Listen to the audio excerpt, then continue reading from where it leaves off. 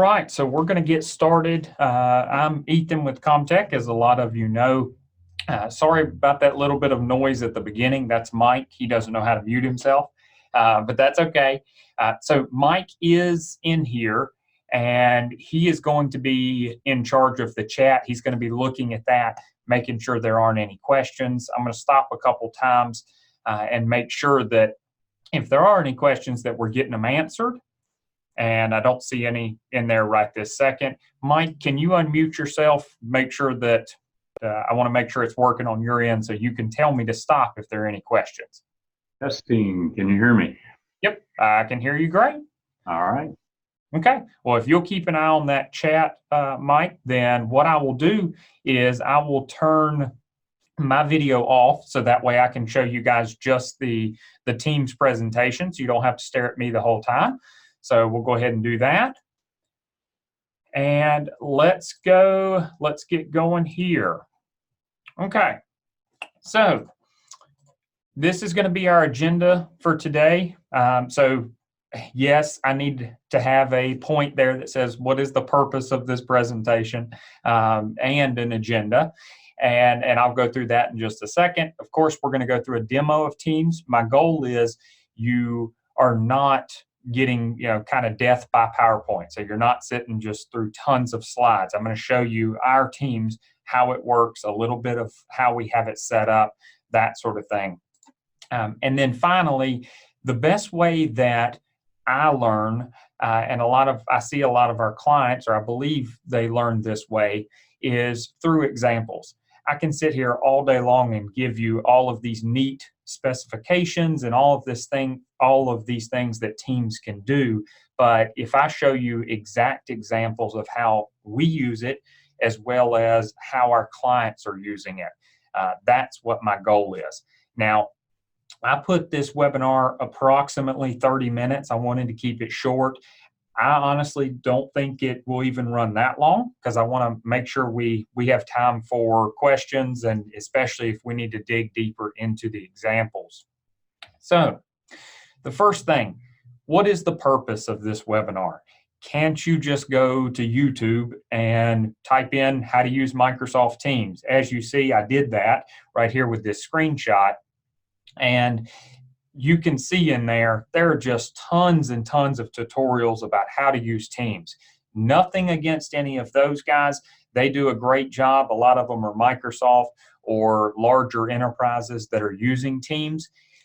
The reason why I created this one, though, is because a couple different reasons, but the primary reason is a lot of those videos, it seems, are more tailored towards the enterprise type market. You're talking 1,000 or more users. They're using different examples, different use cases. For us, we specialize in much smaller than that. So another reason why I did this is Teams at its core, much like Skype for Business is what it used to be, is an internal chatting system. So internal, you chat back and forth. Mike and I, we work for the same business, but we're going to be able to chat back and forth on our desktops, on our tablets, on our phones, that sort of thing. Now, the common pushback that I get, it happens all the time when I mention anything about Teams, or if anyone mentions something about Slack, which is Teams' competitor. I always get, we're only a 3 or 4 person office, Ethan. We don't need that. We all sit in the same room, or we can holler across through the walls. It's not a big deal. Well, I just ask if that's where your mindset's at. That's okay. Nothing wrong with that. But give it a chance. Give it a chance if it's already included in your Office 365 subscription, which it most likely is. So give it a chance. If it's free, let's at least look at it and see. Maybe it won't work for your business right this second, but that's not to mean that it's not going to work coming up as you guys grow. Or maybe not even grow. Maybe just change business a little bit. Maybe you have a remote worker or something that starts working for you. And we'll go through those examples. Also, as I mentioned when I first started this slide, my purpose is to give you examples of how to use Teams without when you're not 300 people or so, when you're a small organization, kind of like we are. Okay, so let's start on the demo for Teams. So I am going to stop this share, and I'm just going to share my entire screen here. That would probably be the easiest, or actually, I'll just share Microsoft Teams. That's easier. Mike, can you see that just fine? I just want to make sure everyone can see that just fine, if you're only seeing Teams. Yes, looks fine. Okay, awesome. All right, so I'm going to go through a little bit of the just the interface, because I want to show you, I want to show you the interface and show you how it works. I'm not going to go crazy deep into all the different settings. I could sit here literally all day for the rest of the week and go through all the different settings. That's not my goal. My goal is, here's how it works a little bit. Here's some examples how I see it used with our clients. Is that anywhere near applicable to your business? That's the goal here. It's not to give you a deep advanced dive into this. So first thing, of course, when you log into Teams, you're going to have a chat icon here. These are all of your internal people. You're going to notice we don't have everybody in here, but this is just what it suggests for me. If I need to find someone else, I can just go up here to the search up at the top, type in anybody I want, and I can find them.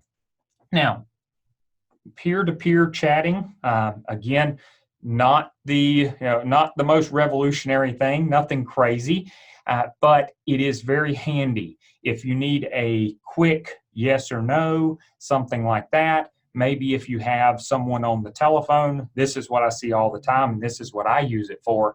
I'm on the phone with the client. I need to be able to chat to Christopher and say, did you get this handled? Did you get that handled? That sort of thing. And he's able to chat back quickly. I need an answer quicker than I can get via email, but I would rather not put the client on hold and then call the person, not when I can keep talking to them. So I'm not going to go tremendously into these different tabs. I will point out that you can share documents through Teams. So any document that you share, you can just grab a document, drag it over to the type a new message area down here. When you do that, it'll load it up in here, and any file that you share is just going to drop in your files tab. So if you and someone, you and one other person like Christopher are constantly sharing documents, you can do that, and you'll have a repository where only your person, whoever you're sharing it with, you and that one other person, that's where it lives. So I do recommend, if we go back over to the conversation tab, I do recommend right-clicking on the people that you do. Let me go over here, actually. Let's go, okay, right here, not the suggested piece. But when you go into your recent contacts here, right-click on whoever you talk to the most and add them to your favorite contacts. That's what I do, because I go over here to the contacts and I have the people I speak with the most. That way I don't have to have this long list of people. I can instead only have the people that I need. Or need most of the time. That's my goal there. Okay, so this is pretty much the peer-to-peer type chatting system. It does have some neat features. If you click this little format down here at the bottom left, you'll notice that you can type an email type piece. If you want to make a heading on it, you can make a heading and say, hey, and then when you hit enter, you'll notice it went back to paragraph.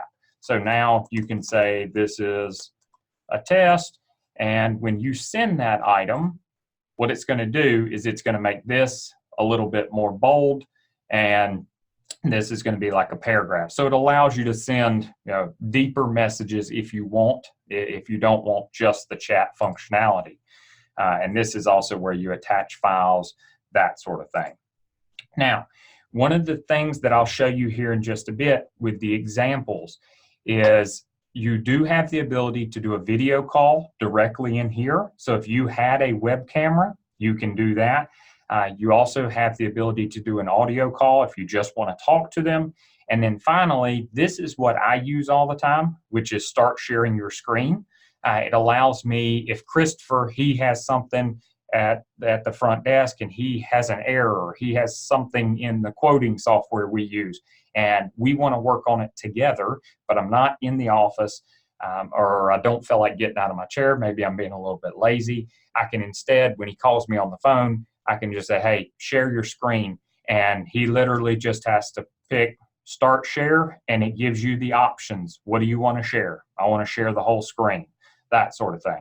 Once you do a screen share, which we'll do one here in just 1 second, you'll also notice that whoever on both sides, you can request remote control. So both of you can actually have the mouse on one screen and you can do that. I see that used a lot for managers. As far as I'm a manager myself, and if my techs need something, I want them to share their screen, and then I want control so we can both. So I can point to something and I say, okay, you can click here and then click here, that sort of thing. Okay, so this is the chat functionality. The Teams functionality, I can't speak, is where Teams is a good bit different than your average chat. Now, I'll be honest with you, when I first started using Teams versus something like Skype for Business, if anyone here is on the call has used Skype for Business, I wasn't that impressed. I didn't think I needed a team section, primarily because I thought Microsoft was kind of crazy, thinking everybody just works in a team now, and that's not really our clientele, and I know it's not us. We don't necessarily work in a team. We work in a team, but we don't need a whole chatting section just for us. Instead, I would rather just have a chat section, and I can message Christopher when I need to. But, and I'll give you examples here in just a bit, but I've really seen a very big difference in the way our clients are starting to work, as well as the way we're working now. So let me explain. We have a help desk team that has members in it. So when you add the members into the help desk team, they're able to see all of these different, what we would call channels. So we have a general channel, a demo purpose, and a VoIP phones. Now, what that does is it allows me to put different tabs of maybe a YouTube video for our VoIP phone. So anytime a new client comes or a new employee comes in, then they're automatically added into this help desk team.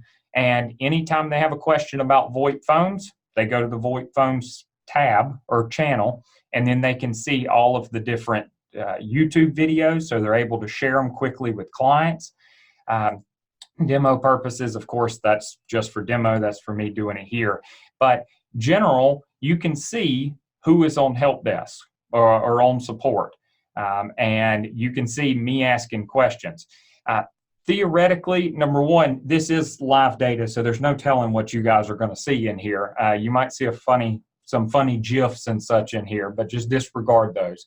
But the purpose of this, and I do think it is a time saver, is in the past, if I wanted to email help desk or email sales and say who's in the office today, something like that, who's available to do this, this, and this, what I would have to do, my only option was send an email, copy a bunch of people, and what you end up with most of the time is, if you're emailing 10 people, 5 of them are going to respond, but they respond, reply all, and then everybody's got a bunch of emails in their inbox or saying no or yes, that sort of thing, for all these people that didn't ask the question, but they just get everybody's response.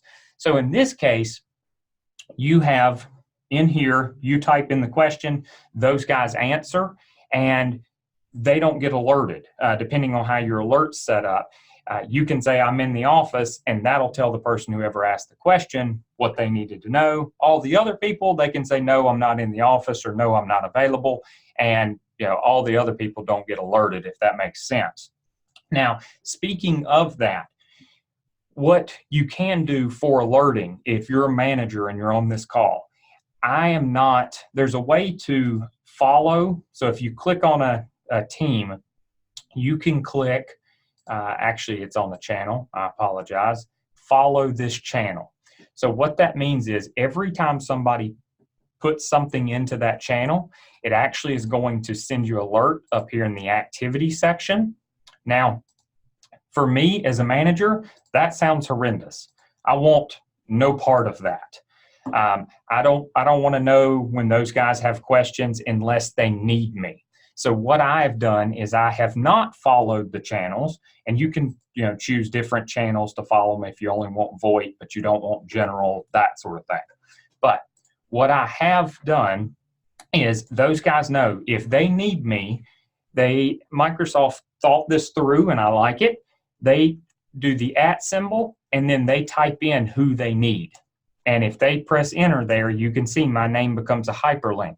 What's going to happen is when they type this in, it's going to alert me saying you have a message, someone tagged you. So that way I don't have to be notified of everything every time they chat back and forth amongst themselves. But if they need me on something, then they know they can get me through that way. You can also do the same thing if you know everyone in the team doesn't have the team followed. They're not following the team, so they're doing what I'm talking about. You can also @ an entire team or an entire channel, so you can let everybody know, alert everyone to that chat, if that makes sense. Okay, so I'm going to give you a good example here in just a second, but the other thing that you're able to do in here with a team, I don't know how many guys we now have on help desk in this team, but you have the ability down in the bottom to click Meet Now. When you click Meet Now, it sends an invite out to everyone. So what's going to happen is that if everybody has webcams, or even if they don't, then obviously the video is not going to show up. But if they do, then everybody is able to get onto essentially a virtual meeting room, and you're able to share your screens, you're able to share documents, you're able to share files, that sort of thing. So I wanted to give you, and that's probably the meat of what I wanted to talk about here besides the examples I'm about to give you. But I did want to show you how, let's say in this example, myself and Christopher we need to talk, and we want to share screens, and we want to see each other and see how simple this is within the organization. So I scheduled a meeting with Christopher, and if I go down here to the meetings, this also, by the way, reads off your 365 calendar. But now I have it in here, so I'm going to click join. And if he is in this meeting, let's see.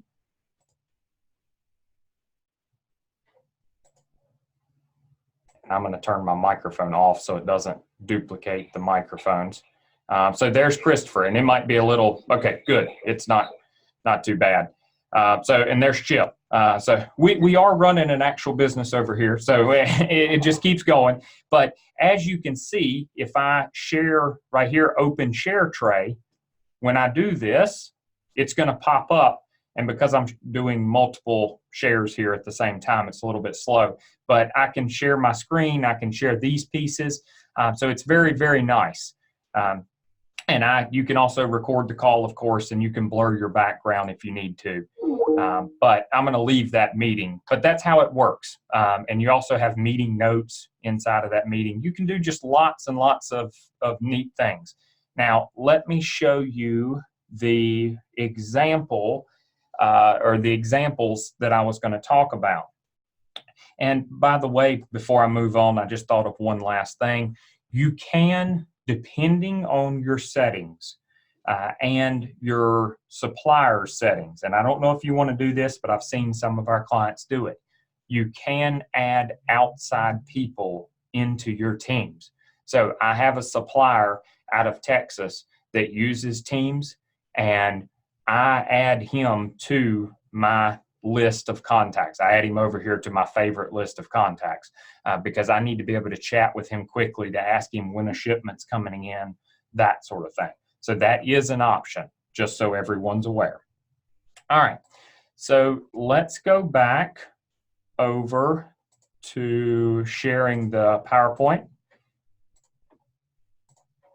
And while we do this, Mike, do we have any questions before I go into the different piece here?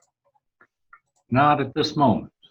If anyone does have questions, just type them into the chat and we'll be glad to address them. Okay, awesome, awesome. All right, so we'll stop that video and we'll go back to, I'm assuming, Mike, you can see the example one just fine? Yes, looks good. Okay, awesome, awesome. And I do see a couple questions that have came in. Number one, is this session being recorded? I should have mentioned that. I'm sorry, everyone. Yes, it will be recorded. It is being recorded. And what I'll do is give me a little bit of time. I'll actually get it probably into YouTube. That way it's in high quality. And then we'll get you a link and you can send it to anyone that you need to within the organization. What version of 365 is required? So we would have to look at it on a case-by-case basis because Microsoft, as you probably know, has ridiculous amounts of license or differentiation. I can't say the word. Differences, let's just use that. Differences in licensing. A lot of times the license that have, if you have Office 365 Business Premium or E3, those guys, and we can get on that on a case-by-case basis, and I can tell you quickly whether or not you have Teams with your license. If you have any questions, email me directly or email support and just ask, do I have Teams included with my license? And if not, what would it cost to get it? Okay, so let's go to the first example. The first example that I see our clients using it with is client has, this happens to be a medical office. Everybody has iPads, all the nurses and such, and they have Teams on all their iPads because all the nurses have individual email addresses. The people up front just simply, when the patient is there, they message them on Teams, whichever nurse it is, and say, hey, so-and-so, this patient is here. That allows the receptionist not to have to call back to the nursing station, the nurse not pick up, then they have to go track them down. They have to do that sort of thing. Instead, they can, in one place, say, hey, your patient's here. And I didn't show you guys this, but you do have the ability in Teams to like a message. So the nurses a lot of times will just simply like the message, which is no more than saying, okay, I've got it, I'll be there, that sort of thing. Okay, example 2, client has 3 offices and all employees need to be on a meeting space or meeting area, virtual meeting room, and share screens. As you can see, that's pretty much the way it looks. You'll have the different, if everybody has webcams. If not, then you'll just simply see Mike Farlow or whatever the name is, that sort of thing. If the computer does have a microphone, though, you can still hear them. On that note, a good example on this is actually in our office. We're starting to slowly but surely have technicians work remotely, work from home, and we'll go into that in just a bit. But I cannot tell you how nice this is when you have technicians that are working from home, or you have someone like the example 3, where you have a traveling salesperson, you have a traveling CEO, whatever it may be. You have a room full of people and you're able to have a tablet and simply click on Teams and call that one person in Teams. And now that person can be directly into the meeting. Took little effort. To give you an example on this, Mike and I were in New Orleans last week, and one of our techs, they wanted to have a quick meeting, wanted to talk about a few things going on with the client about a project. We were able to take Teams, all 3 of us on our laptops, and just do a quick meeting. We were able to share screens, look at any documents that we needed, and we're able to see each other. So it felt very much like we were all sitting in the same room. Very, very simple. We can show you guys how to do it, but I mean, really, you saw how I did it. Go into Teams, you click the Meet Now button if you're in a team. If you want to go to someone directly, you just go to the chat, click on that person, and click video call or audio call, or just share screen. Either way, very, very simple. Ethan, if I may interject real quick on that. One point that I wanted everyone to be sure they understood, you mentioned connecting from a laptop. Keep in mind, this works equally well from the iPads. I know you mentioned it with the nurse example, but also from your smartphones, Android tablets. It's extremely versatile. So you can have instant communication with your team, no matter where you are, no matter what the device is. It's just incredible how well you can stay in touch. Gotcha. Thank you, Mike, for that.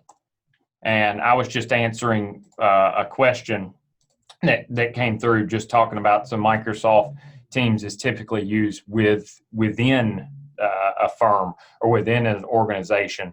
And my answer, as you guys can see in there, I'm assuming everyone can see it, is most of the time, yes, it is internal, but you can use it externally based upon a couple things, primarily whoever you're communicating with, if they use Teams, as well as what their organization has set to allow. So some organizations say, no, we're keeping everything internal. Other ones say, no, I'm good if we connect with our outside suppliers. Okay.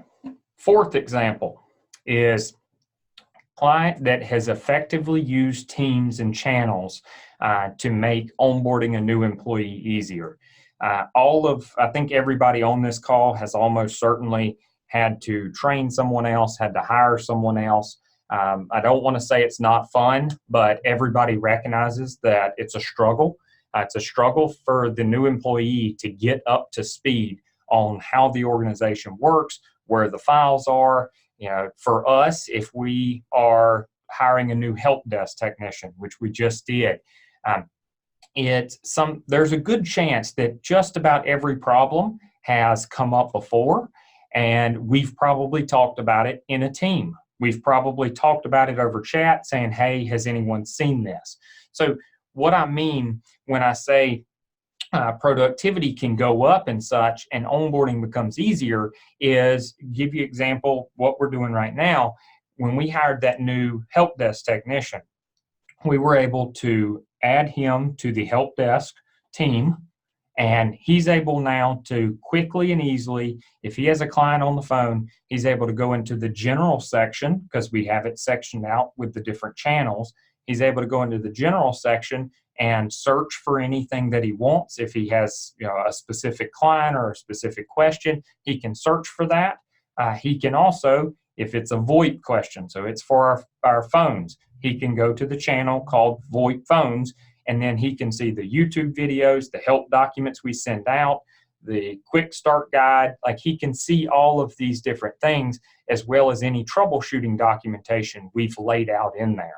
So it just makes it nice under one panel to look through all that stuff. And worst case scenario, he can always chat in there into the whatever topic it is, VoIP or general, and he can say, hey guys, and talk to his whole team, I need help, I can't find this in here. So quickly and easily can have those different tabs, and you can, if you set it up properly, I've seen a serious amount of increase in productivity as far as onboarding, because it always takes a new employee some time to ramp up and get used to it. All right, example 5, and I don't know what we're looking like, Mike, on the time. I guess I could pull out. Okay, so we're gonna move pretty quick on this. I don't have but a couple more. So the left side of the screen, with the woman pulling the car, we all know that our employees are never out. That's her car broke down, and she's just going to pull her car to work, and it'll be okay. If that's you, I ask you, if your employee ever leaves, you let me know, because that's not the norm.